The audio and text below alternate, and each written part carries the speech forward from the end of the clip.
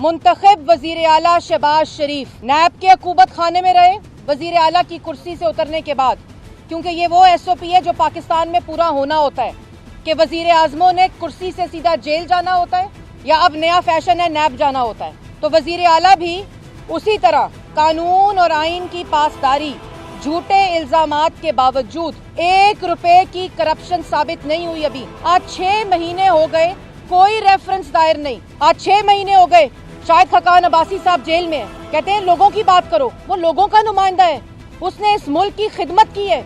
Miftah Ismail finance minister, ना लायको ना अहलो।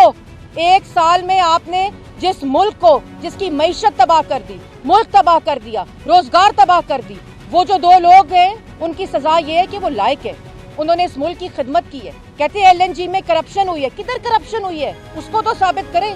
आज 6 महीने हो गए, मिफ्ता इस्माइल और शाहिद खकान अब्बासी के खिलाफ कोई रेफरेंस नहीं।